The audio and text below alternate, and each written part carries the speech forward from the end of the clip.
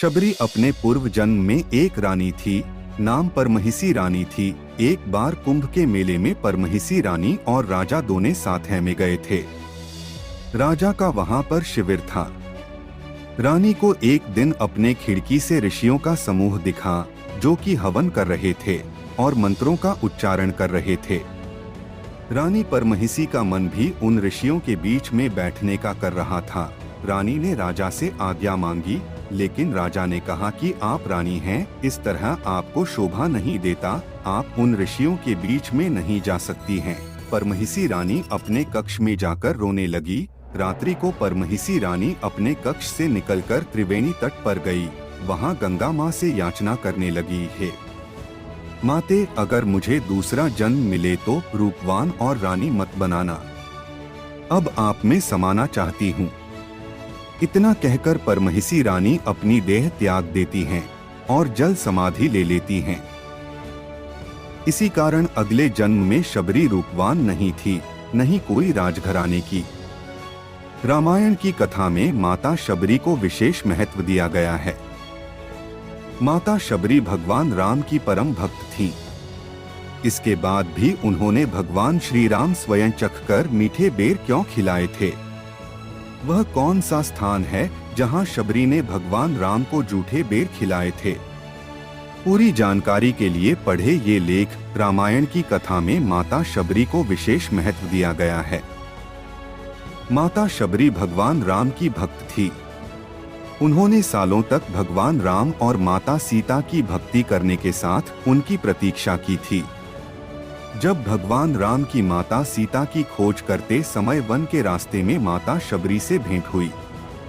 उससे पहले माता शबरी रोज मार्ग में पुष्प बिछाकर और चखकर मीठे बेर भगवान राम के लिए चुनकर रखती थीं, और एक दिन शबरी की इंतजार पूरा हुआ तो आखिरकार भगवान राम से उनकी भेंट हो ही गई। आइए जानते हैं कि वह कौन सा स्थान था जहां पर भगवान राम और माता शबरी की भेंट हुई थी।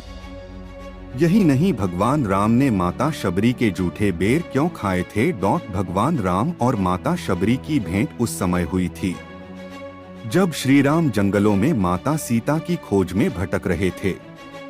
रामायण में भगवान राम का माता शबरी से भेंट के स्थान का विवरण है।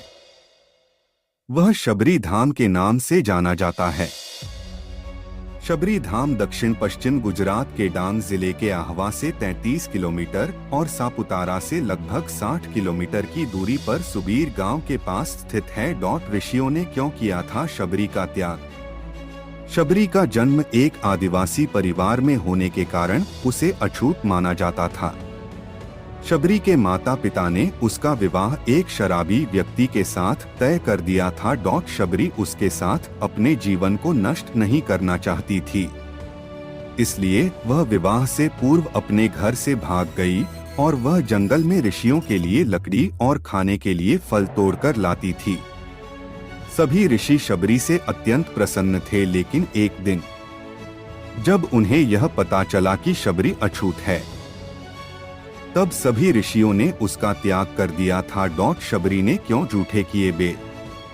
अतः में जब ऋषि मतंग ने उन्हें अपनाया और उन्हें शिक्षा दी, जब ऋषि मतंग का अंत समय आया तब उन्होंने शबरी को बुलाकर कहा कि एक दिन भगवान राम तुम्हारे पास आएंगे और तुम्हें इस संसार से मुक्त कर देंगे। तब से शबरी रोज फूलों से कुटिया को सजाकर और मीठे फल चुनकर भगवान राम की प्रतीक्षा करती थीं, ताकि भगवान राम के मुंह में खट्टे बेर न चले जाएं। सालों तक प्रतीक्षा करते हुए जब शबरी बूढ़ी हो चुकी थी, भगवान राम माता सीता की खोज करते हुए उस वन में पहुंचे जहां शबरी की कुटिया थी। श्री राम ने ऋषियों पूछा शबरी का पता।